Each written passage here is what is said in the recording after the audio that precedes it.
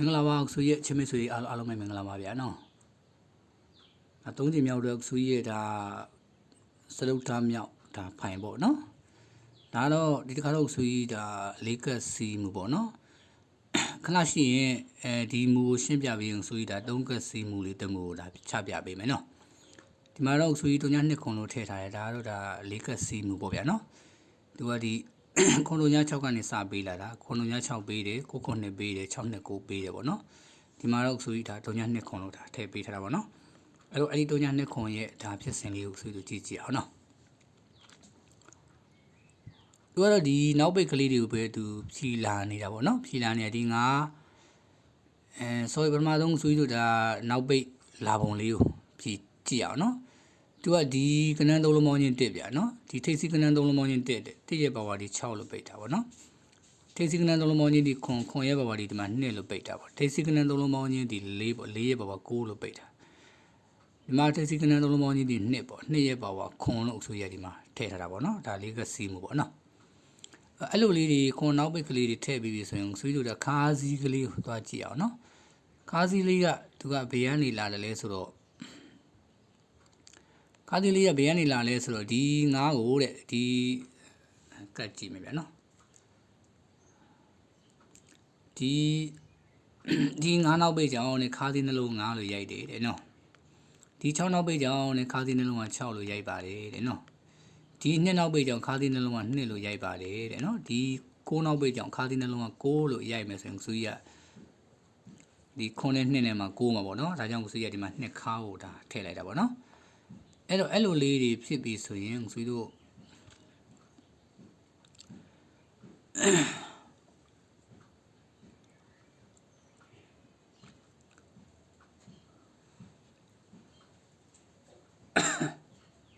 ထေစီရဲ့လာပုံမူလေးပေါ့နော်ထေစီရဲ့လာပုံမူလေးကတော့ဒါဆွေရဒီလိုလေးပဲဖမ်းလိုက်တာပေါ့နော်ဒီကနေရိုက်တာပေါ့သူရိုက်တာကတော့ဒီနှလုံးပေါင်းချင်း9ဗျာနော်ဒီနှလုံးနော်ဒီ4နဲ့1နဲ့9ကိုဒီ3လုံးခွေ9လို့ရိုက်တယ်နော်ဒီ1နဲ့3နဲ့4ကိုဒီကနန်း3လုံးကို4လို့ရိုက်တယ်ဒီ3နဲ့3နဲ့6ကိုဒီကနန်း3လုံးကို6လို့ရိုက်တယ်နော်ဒီ3နဲ့9နဲ့2ကိုဒီကနန်း3လုံးကို2လို့သူရိုက်တယ်နော်ဒီ9နဲ့9နဲ့8ကိုဆိုရဒီကနန်း3လုံးကို8လို့ဒါရိုက်လိုက်တဲ့ဒါကတော့3ညထိပ်ပေါ့နော်3ည2ခွန်ပေါ့ရနော်ဒါလေးကစီးမှုပေါ့နော်စူးကြီးစားနေပြန်ရှင်းပြမယ်နော်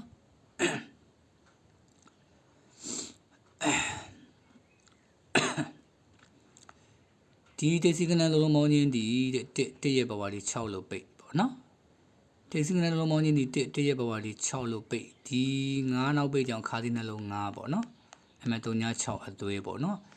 အဲ့ဒီအချိန်မှာဒီနှလုံးပေါင်းချင်း4ပေါ့ဗျာ1နဲ့3နဲ့4ကြောင့်ဒီ3လုံးကို4လိုက်တာပေါ့ဒါခုံ3ည6ပေါ့နော်အဲ့ဆိုရင်ဆက်သွားမယ်ဒီ6နောက်ပိတ်ကြောင့်ဒီခါးသီးနှလုံး6တယ်ဗျာနော်ခါးသီးနှလုံး6လိုက်ပြီနော်ခွန်ခါရပြီဒီတစ်စီ3လုံးပေါင်းချင်းဒီခွန်ပေါ့ခွန်ရဲ့ပါဝါဒီ2ပေါ့ဗျာနော်တို့တစ်စီ3လုံးပေါင်းချင်းဒီခွန်ရဲ့ပါဝါဒီမှာ2ပေါ့ဒီ6နောက်ပိတ်ကြောင့်ဒီခါးသီးနှလုံး6ပြီပေါ့ဗျာနော်အမှခွန်နဲ့အသွေးရပြီအဲ့ဒီအချိန်မှာ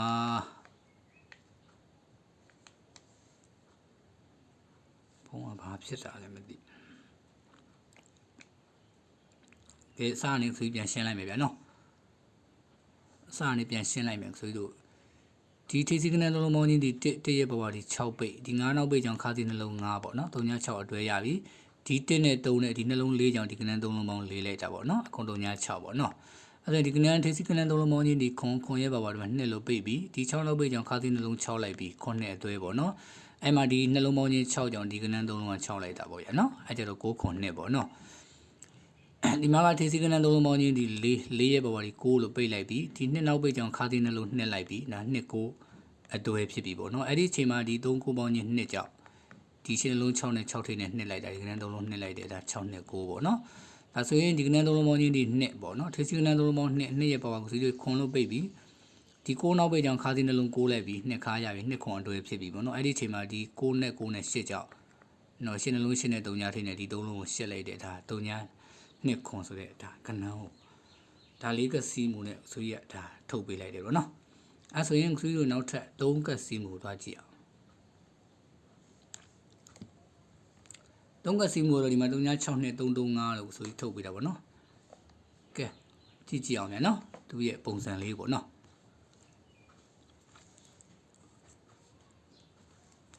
သူကတော့ဒီနှစ်ထိန်းနဲ့ခွန်ထိန်းနဲ့ပေါင်းခြင်း9အဲ့ဒီ9က9ထိန်းတဲ့ဒီခွန်ထိန်းနဲ့9ထိန်းနဲ့ပေါင်းခြင်း6အဲ့ဒီ6က6ထိန်းတဲ့ခွန်ထိန်းနဲ့6ထိန်းနဲ့ပေါင်းခြင်း3အဲ့3က3ထိန်းပေါ့3ထိန်းရေအရာကြီးပေါ့နော်ကနန်းမထည့်တာဆိုတော့ကြည့်လို့တော့နည်းနည်းဆိုးမှာတာဆိုပြီးခဏလေးဆိုပြီးကနန်းထည့်ပေးမယ်နော်ကနန်းထည့်ပေးမယ်ခဏလေးတွေကကနန်းထည့်လိုက်မယ်ကနန်းထည့်တာတော့ကြည့်လို့ကောင်းတာပေါ့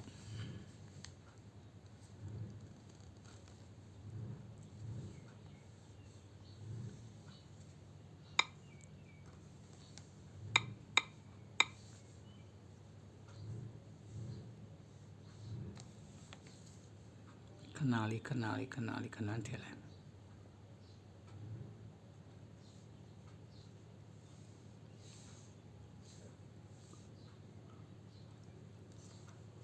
โอเคကနန်းထည့်လိုက်ပြီဗျ